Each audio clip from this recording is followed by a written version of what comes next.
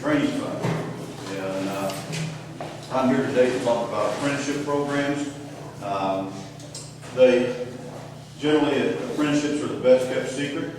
A lot of school counselors don't talk about it. All they talk about is go to college, go to college, go to college. Most of the apprenticeship programs in the Evansville area are also affiliated with Ivy Tech State College, and when you complete your program through the apprenticeship program, you meet the requirements that Ivy Tech has as well, and you get an associate's degree in building trades, apprenticeship, and whatever trade you're in, you get a 2 years associate's degree from Ivy Tech. The programs are based from 3 to 5 years. They all have different intake processes.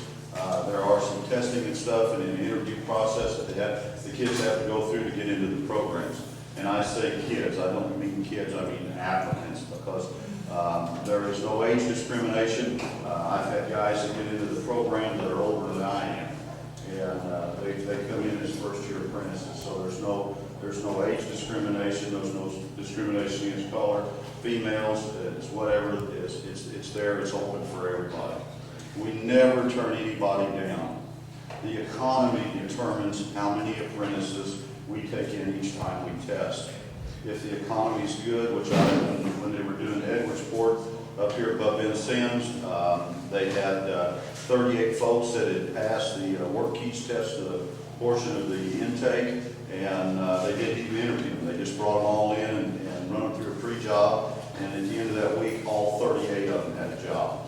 Now, Indianapolis area, the economy's not been good up there. They went for like 18 months before they tested and had an intake of apprentices, but there's no need to take folks into the program if we can't put them to work.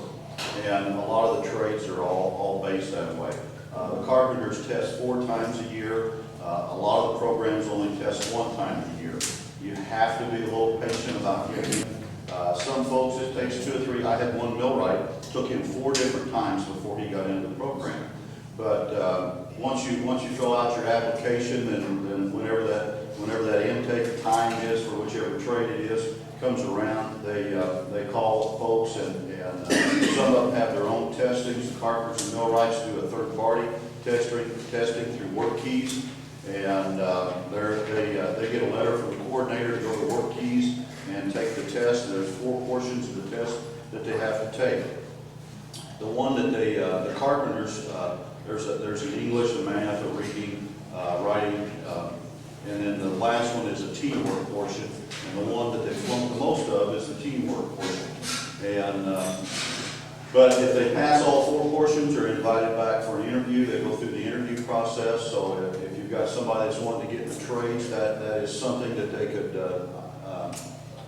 I don't know whether Work One offers anything as far as interview skills, but interview skills are important because you basically have to go into that committee and sell yourself to them to get into the program. And then after that, we do an intake, and they do a pre-job class where we do OSHA 10 training with them, and we do basic skills that they're going to have out into the workforce. So we're not sending somebody out on the job site that's not had some sort of safety training. And they at least know what kind of the basic tools are, and they've had safety training with a skill saw and stuff before we put them out on the job site. All the programs are that way. If you want to get into an apprenticeship program, you get on any PC anywhere and just type in Union Apprenticeship Program and type in what trade that you're interested in, and that will funnel you back to the local people in this area and give you contact information. Call them up and talk to them. They're always more than happy to tell you what's